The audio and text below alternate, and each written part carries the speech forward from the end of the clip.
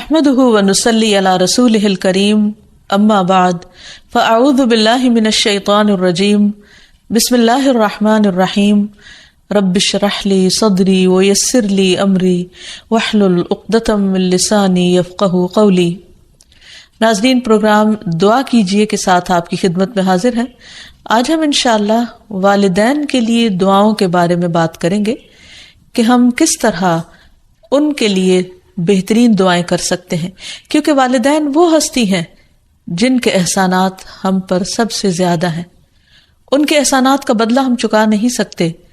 لیکن ہاں ایک صورت ہے کہ ہم ان کے لیے زیادہ سے زیادہ دعائیں کریں، خصوصاً اس وقت جب وہ دنیا سے جا چکے ہوں اور ہم ان کے لیے کسی قسم کی کوئی جسمانی خدمت یا مالی خدمت یا کسی اور طریقے سے کوئی مدد ان کی نہ کر سکتے ہوں۔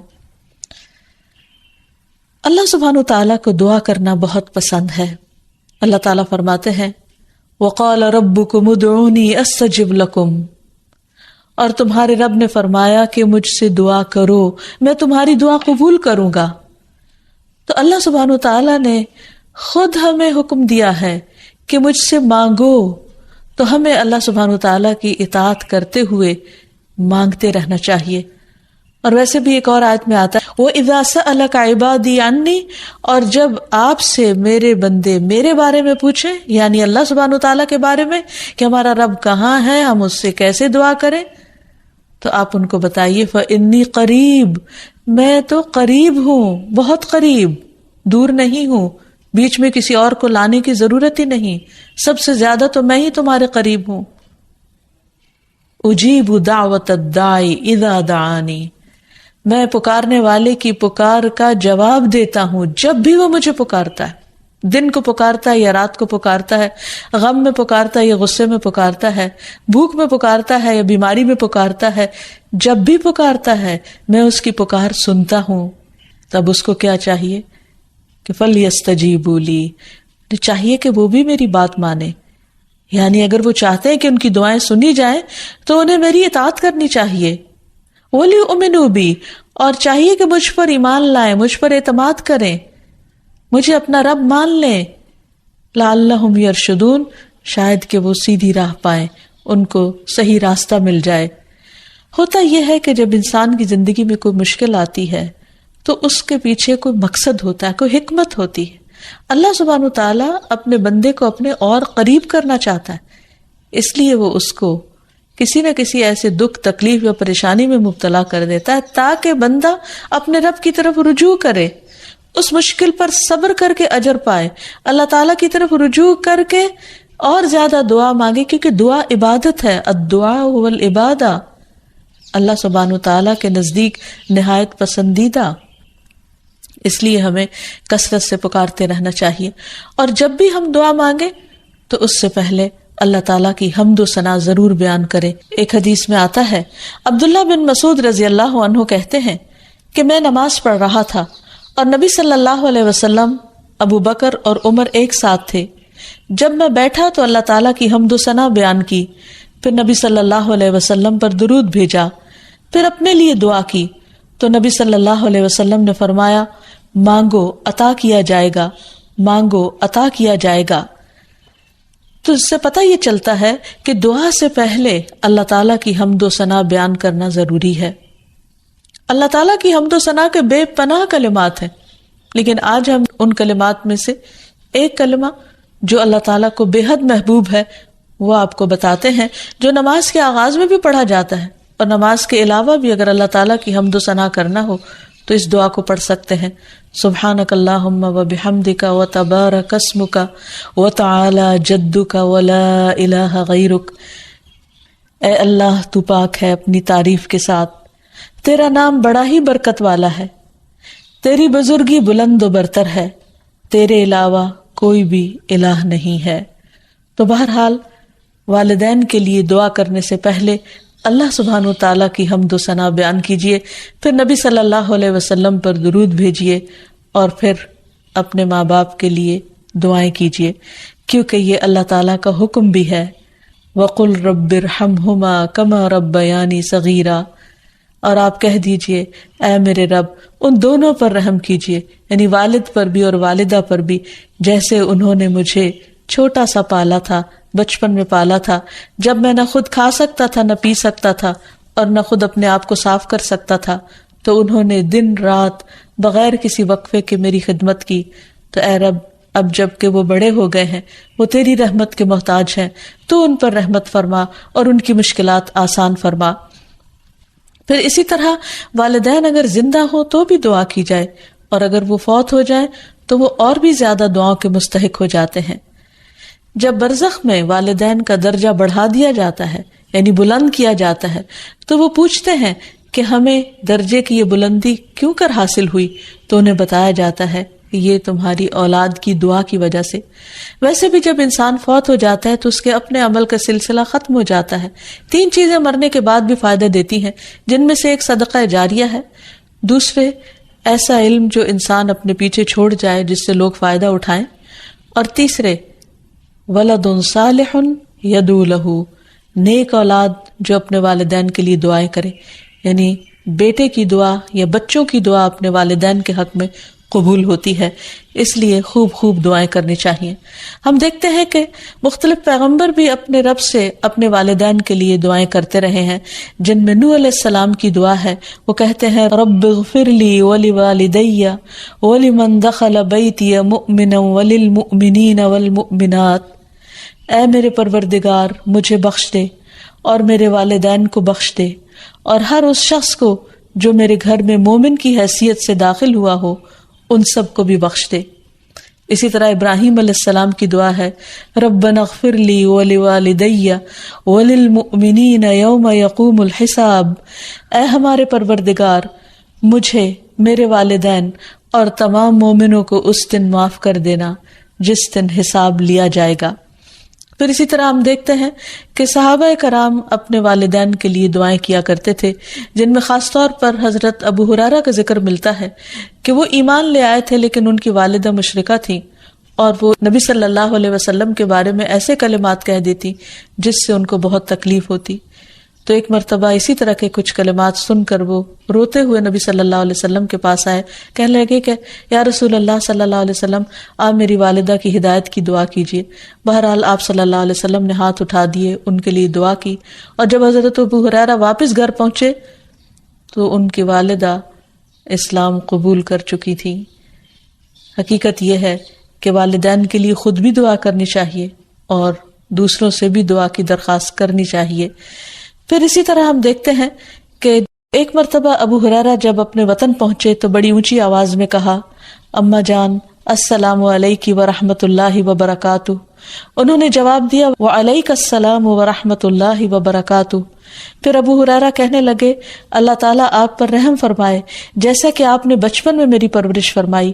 ان کی والدہ نے جواب دیا اے میرے بیٹے تمہیں بھی اللہ تعالیٰ بہترین جزا دے اور تم سے راضی ہو جیسا کہ تم نے میرے ساتھ بڑھاپے میں نیک سلوک کیا۔ حقیقت یہ ہے کہ ہم پر انسانوں میں سے سب سے بڑا احسان ہمارے والدین کا ہے۔ اللہ سبحانہ وتعالیٰ نے اپنے حق کے بعد سب سے بڑا حق ہمیں والدین ہی کا بتایا ہے۔ اللہ تعالیٰ نے بنی اسرائیل سے پکا عہد لیا تھا۔ قرآن مجید میں آتا ہے وَإِذْ أَخَذْنَا مِيثَاقَ بَنِي إِسْرَائِيلَ لَا تَعْبُدُونَ إِلَّا اللَّهَ وَبِالْوَالِدَيْنِ إِحْسَانًا،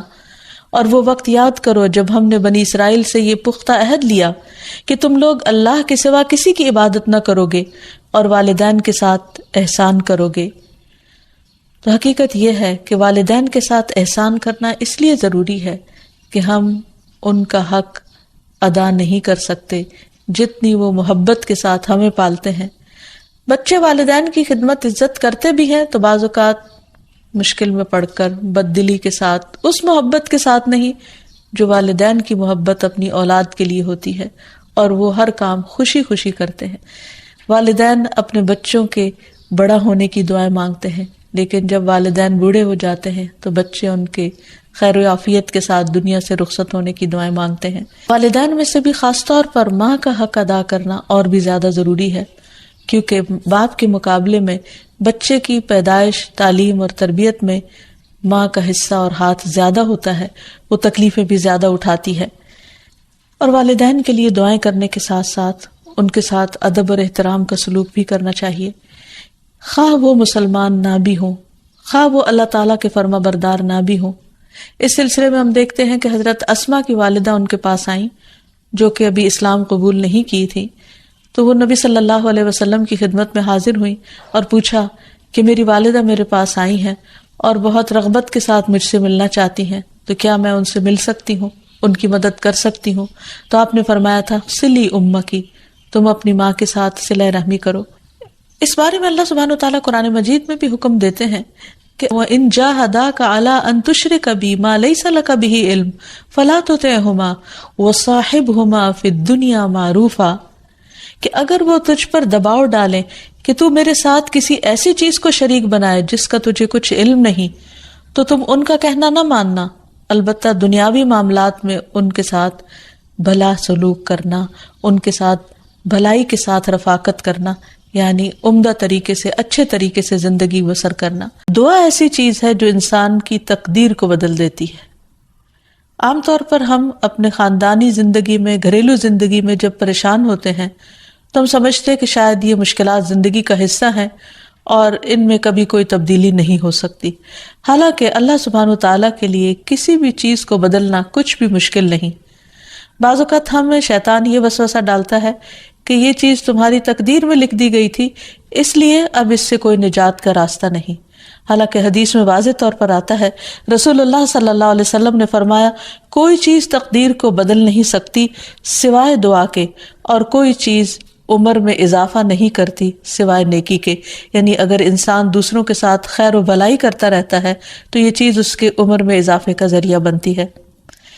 جیسا کہ ہم نے پہلے بھی ذکر کیا تھا کہ دعا کی قبولیت کے لیے ضروری ہے کہ پہلے ہم اللہ سبحانہ وتعالیٰ کی تعریف بیان کریں۔ اللہ سبحانہ وتعالیٰ کی تعریف کے بے شمار کلمات ہیں جو نبی صلی اللہ علیہ وسلم نے ہمیں سکھائے ہیں۔ ان میں سے ایک یہ بھی ہیں، مصعب بن سعد اپنے والد سے روایت کرتے ہیں کہ ایک اعرابی رسول اللہ صلی اللہ علیہ وسلم کی خدمت میں حاضر ہوا اور عرض کیا کہ یا رسول اللہ مجھے ایسا کلام سکھائیں جسے میں پڑھتا رہوں۔ آپ نے فرمایا کہو لا الہ الا اللہ وحدہ لا شریک لہ، اللہ اکبر کبیرا والحمد للہ کثیرا، سبحان اللہ رب العالمین، لا حول ولا قوة الا باللہ العزیز الحکیم۔ اللہ کے سوا کوئی الہ نہیں، وہ اکیلا ہے، اس کا کوئی شریک نہیں، اللہ سب سے بڑا ہے، بہت بڑا، اور تمام تعریفیں اللہ کے لیے ہیں، بہت زیادہ پاک ہے اللہ جو تمام جہانوں کا رب ہے، نہیں کوئی برائی سے بچنے کی ہمت اور نیکی کرنے کی قوت سوائے اللہ کے جو بہت زبردست حکمت والا ہے۔ تو بات یہ ہے کہ جب بھی ہم اپنے خاندانی حالات، گھریلو زندگی، اپنے ازواج یا اولاد کے سلسلے میں کچھ بھی پریشان ہو تو اللہ سبحانہ وتعالیٰ سے خوب خوب دعا کریں، اور دعا سے پہلے اللہ تعالیٰ کی حمد و ثنا بیان کریں۔ جہاں تک ازدواجی زندگی کا تعلق ہے تو اللہ سبحانہ وتعالیٰ نے شوہر اور بیوی کا رشتہ باہم ایک دوسرے سے سکون حاصل کرنے کے لیے بنایا ہے، اور اگر گھریلو زندگی میں دونوں کے درمیان سکون ہی نہ ہو، کوئی خوشی ہی نہ ہو، باہم محبت اور رحمت ہی نہ ہو تو زندگی ویران ہو کر رہ جاتی ہے۔ اللہ سبحانہ وتعالیٰ قرآن مجید میں شادی کی حکمت کو بیان کرتے ہوئے فرماتے ہیں وَمِنْ آيَاتِهِ أَنْ خَلَقَ لَكُم مِّنْ أَنفُسِكُمْ أَزْوَاجًا لِتَسْكُنُوا إِلَيْهَا وَجَعَلَ بَيْنَكُم مَّوَدَّةً وَرَحْمَةً إِنَّ فِي ذَلِكَ لَآيَاتٍ لِقَوْمٍ يَتَفَكَّرُونَ، اور اس کی نشانیوں میں سے ایک یہ ہے کہ اس نے تمہاری ہی جنس سے تمہارے لیے بیویاں پیدا کی تاکہ تم ان کے پاس سکون حاصل کرو، اور تمہارے درمیان محبت اور رحمت پیدا کر دی۔ غور و فکر کرنے والوں کے لیے اس میں کئی ایک نشانیاں ہیں، یعنی اللہ سبحانہ وتعالیٰ نے تو فطری طور پر انسان کے اندر ایک دوسرے کے لیے کشش رکھی ہے، محبت رکھی ہے، لیکن اگر وہ کسی وجہ سے ختم ہو گئی ہے یا موجود نہیں ہے تو یہ بھی انسان کی زندگی میں ایک بہت بڑا دکھ اور آزمائش ہوتی ہے۔ تو اس سے نکلنے کے لیے اللہ تعالیٰ کی مدد اور اس کا سہارا لینا چاہیے، اور کسی بھی غلط قسم کے کام سے بچتے ہوئے اللہ تعالیٰ سے عاجزی کے ساتھ گڑ گڑا کر اس رشتے کی محبت اور خوشی کے لیے دعائیں کرنی چاہیے۔ پہلی بات تو یہ ہے کہ شادی سے پہلے ہمیں اسلام نے اچھے رشتوں کے انتخاب کا ایک معیار دیا ہے۔ مثلاً شوہر کے انتخاب کے لیے جو ہمیں حدیث ملتی ہے اور نبی صلی اللہ علیہ وسلم نے جو کرائیٹیریا دیا ہے، اس میں آتا ہے کہ اگر تمہارے پاس کوئی ایسا شخص نکاح کا پیغام بھیجے جس کے دین اور اخلاق سے تم مطمئن ہو تو اس سے اپنی بیٹی کا نکاح کر دو، اگر ایسا نہیں کرو گے تو زمین میں فتنہ اور زبردست فساد برپا ہوگا۔ تو اس حدیث سے یہ پتہ چلتا ہے کہ شادی سے پہلے انسان کو ضرور یہ دیکھنا چاہیے کہ جہاں وہ اپنی بیٹی کو بیاہ رہا ہے اس شخص کا اخلاق، کردار، مزاج کس قسم کا ہے۔ یعنی محض کسی دنیاوی فائدے یا کسی کے مال یا بظاہر زینت اور رونق کو دیکھ کر شادی نہیں کرنی چاہیے، بلکہ دین کو معیار بنانا چاہیے۔ پھر اسی طرح لڑکی کے انتخاب میں بھی جو بات ہمیں بتائی گئی وہ یہی کہ لڑکی سے 4 چیزوں کی بنیاد پر شادی کی جاتی ہے، لیکن نبی صلی اللہ علیہ وسلم نے جو خاص طور پر تلقین کی وہ یہ ہے فَاظْفَرْ بِذَاتِ الدِّینِ تَرِبَتْ یَدَاک، کہ تم دین والی کا انتخاب کرو، تمہارا بھلا ہو، یعنی لڑکی بھی نیک ہو، اللہ تعالیٰ سے ڈرنے والی ہو۔ اسی لیے ہم دیکھتے ہیں کہ خطبہ نکاح کے اندر اللہ سبحانہ وتعالیٰ 3 آیات میں 4 دفعہ اللہ کے تقوی کا حکم دیتے ہیں، کیونکہ جب تک انسان اللہ تعالیٰ سے نہیں ڈرتا اس وقت تک انسان انسانوں کے حقوق صحیح طور پر ادا نہیں کر سکتا۔ ایک اور حدیث میں بھی نبی صلی اللہ علیہ وسلم نے نیک عورت کو دنیا کی بہترین متاع قرار دیا، فرمایا دنیا فائدہ اٹھانے کی چیز ہے اور دنیا کی بہترین متاع نیک عورت ہے۔ یعنی کسی بھی مرد کی سب سے بڑی خوش قسمتی یہ ہو سکتی ہے کہ اسے جو شریک حیات ملے وہ نیک ہو، با اخلاق ہو اور خاندان کو بنانے والی ہو، رشتہ داریوں کو جوڑ کر رکھنے والی ہو۔ لہٰذا اس سلسلے میں اگر ہم نکاح سے پہلے ہی اللہ سبحانہ وتعالیٰ کے احکامات کو مد نظر رکھیں تو بہت سے مسائل سے بچ سکتے ہیں۔ رشتے کے انتخاب کے بعد نکاح کرنے سے پہلے استخارہ کرنے کا بھی حکم دیا گیا۔ استخارہ دراصل کیا ہے کہ انسان اللہ تعالیٰ سے خیر مانگتا ہے کہ یا رب اگر اس جوڑ میں بھلائی ہے، خیر و برکت ہے تو اس کام کو ہمارے لیے آسان کر دے، اور اگر خیر و بھلائی کہیں اور ہے تو ہماری رہنمائی اس طرف کر دے۔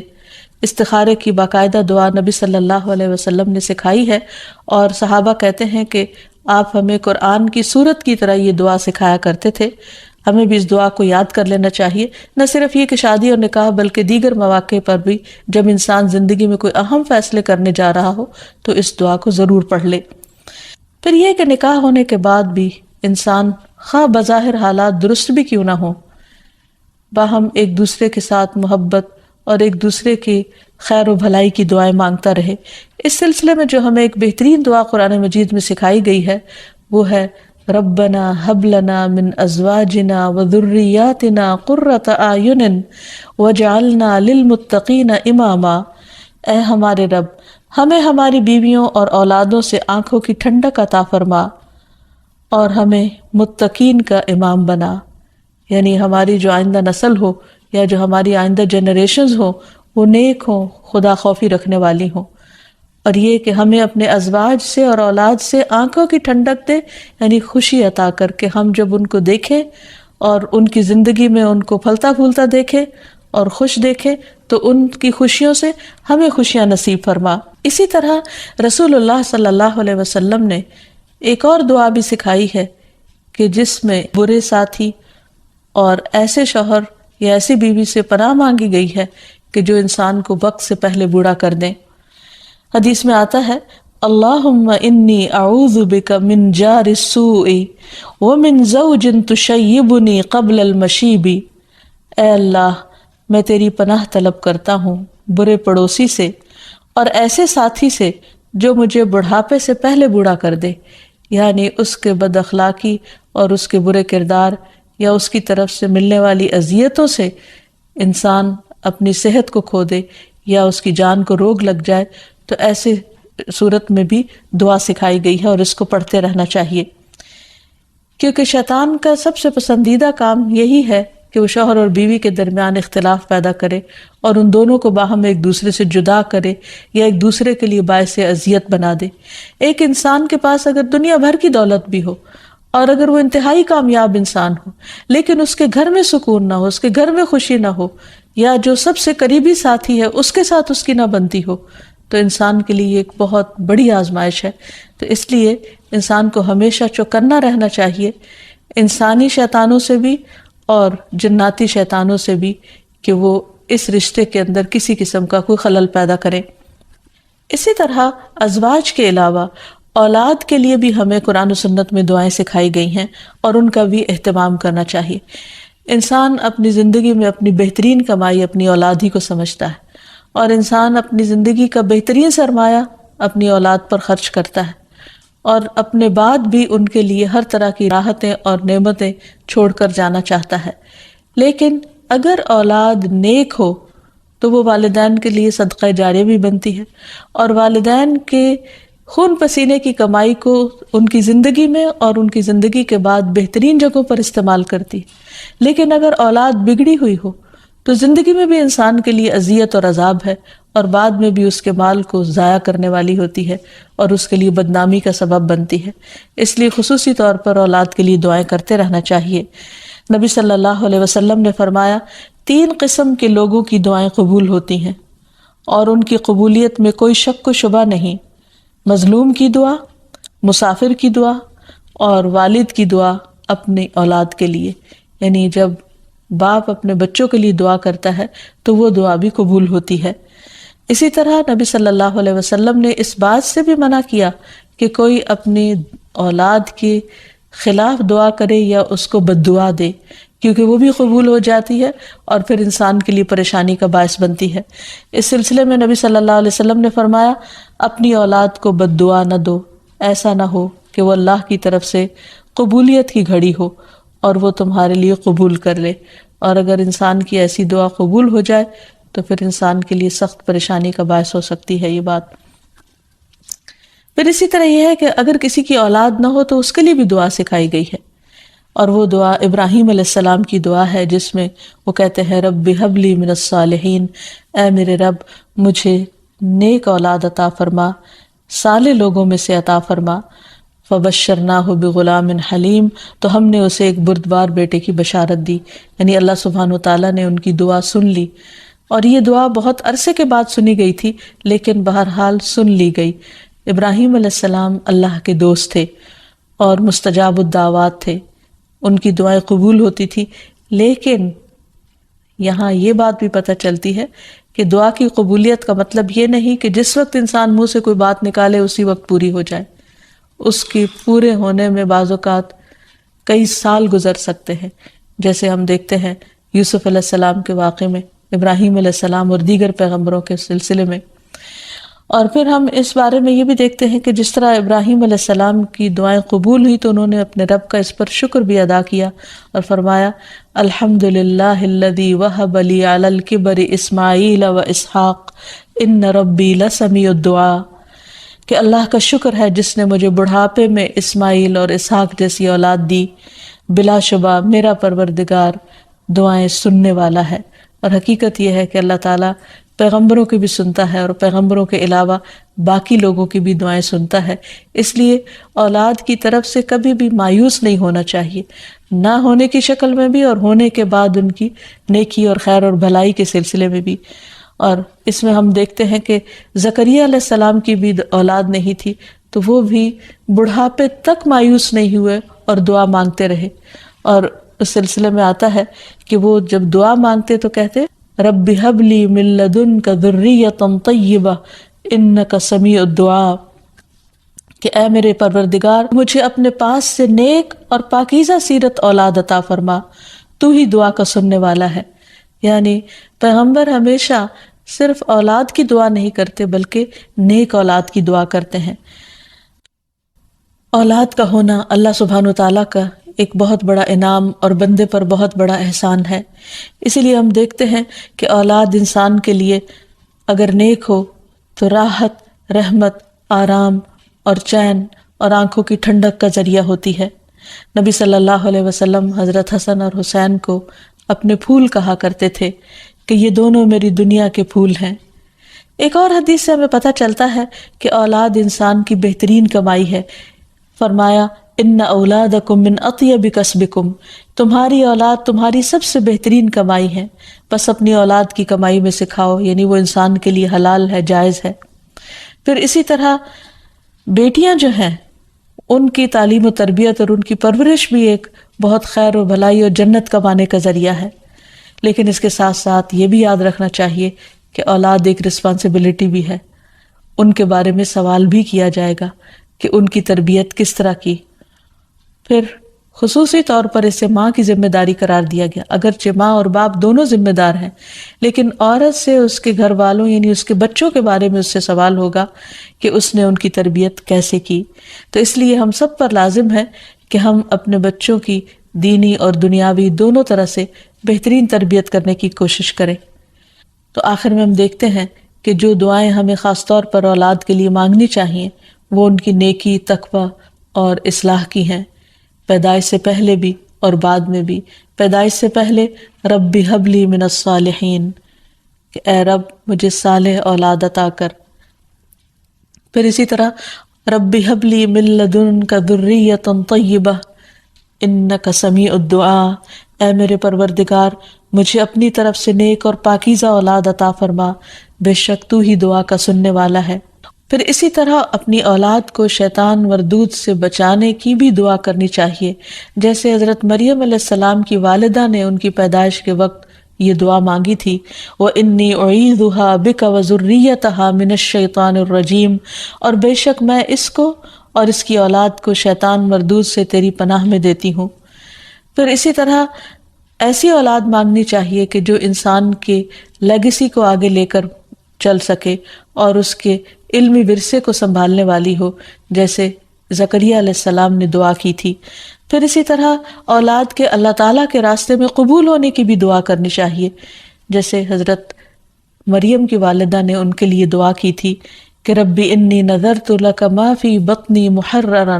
فتقبل منی، کہ اے میرے رب بے شک میں نے تیرے لیے اس کی نظر مانی ہے جو میرے پیٹ میں ہے کہ میں آزاد چھوڑ دوں گی،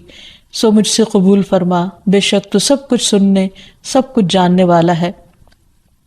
پھر اسی طرح اولاد کی دینی دنیاوی ضروریات پوری کرنے کی بھی دعا مانگنی چاہیے، جیسے ابراہیم علیہ السلام نے دعا کی تھی، ربنا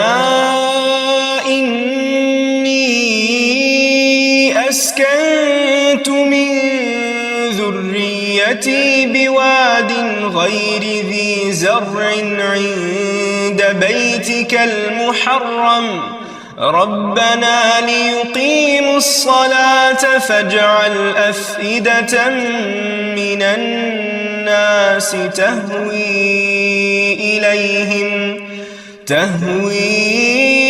إليهم وارزقهم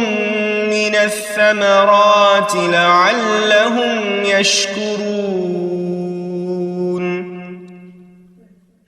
اے ہمارے پروردگار میں نے اپنی اولاد کے ایک حصے کو تیرے قابل احترام گھر کے پاس ایسے میدان میں لا بسایا جہاں کوئی کھیتی نہیں، تاکہ وہ نماز قائم کریں۔ پروردگار بعض لوگوں کے دلوں کو ان کی طرف مائل کر دے، انہیں کھانے کو پھل مہیا فرما، توقع ہے کہ یہ شکر گزار رہیں گے۔ اسی طرح ابراہیم علیہ السلام نے اپنی اولاد کے کھانے میں برکت کی دعا کی، اللہم بارک لہم فی اللحم والماء، اے اللہ ان کے گوشت اور پانی میں برکت نازل فرما۔ پھر اسی طرح اولاد کی فرما برداری کی بھی دعا کرنی چاہیے، ربنا وجعلنا مسلمین لک ومن ذریتنا امۃ مسلمۃ لک وارنا مناسکنا وتب علینا انک انت التواب الرحیم۔ اے ہمارے پروردگار ہم دونوں کو اپنا فرما بردار بنا لے اور ہماری اولاد میں سے ایک جماعت پیدا کر جو تیری فرما بردار ہو، اور ہمیں اپنی عبادت کے طریقے بتلا اور ہماری توبہ قبول فرما، بے شک تو بڑا توبہ قبول کرنے والا اور نہایت رحم فرمانے والا ہے۔ پھر اسی طرح اولاد کی اصلاح کی دعا کرنی چاہیے، رب اوزعنی ان اشکر نعمتک التی انعمت علی وعلی والدی وان اعمل صالحا ترضاہ واصلح لی فی ذریتی انی تبت الیک وانی من المسلمین، اے میرے پروردگار مجھے توفیق دے کہ میں تیرے اس احسان کا شکر ادا کروں جو تو نے مجھ پر اور میرے والدین پر کیا، اور یہ بھی کہ میں ایسے اچھے عمل کروں جو تجھے پسند ہو، اور میری خاطر میری اولاد کی اصلاح کر، میں تیرے حضور توبہ کرتا ہوں اور بلا شبہ میں فرما بردار ہوں۔ اسی طرح اولاد کی نماز قائم کرنے کی دعا کرنی چاہیے، رب اجعلنی مقیم الصلاۃ ومن ذریتی ربنا وتقبل دعا، اے میرے رب مجھے بھی اور میری اولاد کو بھی نماز قائم رکھنے والا بنا، پروردگار میری یہ دعا قبول فرما۔ اسی طرح اولاد کے شرک سے بچنے کی دعا کرنی چاہیے، وَجْنُبْنِي وَبَنِيَّ أَن نَعْبُدَ الْأَصْنَامَ، اور مجھے بھی اور میری اولاد کو بھی اس بات سے بچائے رکھنا کہ ہم بتوں کی عبادت کریں۔ پھر اسی طرح اولاد کی خرابیوں سے، پریشانی سے بچنے کی دعا بھی کرنی چاہیے، جیسے نبی صلی اللہ علیہ وسلم نے دعا سکھائی کہ وَمِن وَلَدٍ يَكُونُ عَلَيَّ رَبًّا، کہ ایسی اولاد سے مجھے بچا یا رب جو میری آقا بن بیٹھے۔ پھر اسی طرح دوسروں کی اولاد اور دوسروں کے بچوں کے لیے بھی دعا کرنی چاہیے، کیونکہ انسان جب اپنے لیے خیر چاہتا ہے تو وہ خیر دوسرے کے لیے بھی پسند کرنی چاہیے، اور جب دوسرے کے لیے دعا کرے گا تو وہ خیر اس کی طرف لوٹے گی جو کسی کے لیے بھلا چاہے گا۔ اور اس کے لیے ہم دیکھتے ہیں کہ نبی صلی اللہ علیہ وسلم نے حضرت انس کے لیے خصوصی طور پر دعا کی تھی، ان کی والدہ کی فرمائش پر، اللہم اکثر مالہ وولدہ، اے اللہ اس کے مال اور اولاد میں کثرت کر۔ اور ہم دیکھتے ہیں کہ حضرت انس رضی اللہ تعالیٰ عنہ کے حق میں نبی صلی اللہ علیہ وسلم کی یہ دعا قبول ہو گئی۔ تو اللہ تعالیٰ سے دعا ہے کہ وہ ہمیں اپنے ازواج اور اولاد میں آنکھوں کی ٹھنڈک نصیب کرے، اور یہ دعائیں ہمیں سکھا دے تاکہ ہم اپنی اولاد کی دنیا اور آخرت کی بھلائیاں مانگتے رہیں اور اللہ کی رحمت سے کبھی بھی مایوس نہ ہوں۔ وآخر دعوانا ان الحمد للہ رب العالمین۔ السلام علیکم ورحمۃ اللہ وبرکاتہ۔ لم أكن بدعائك رب شقيا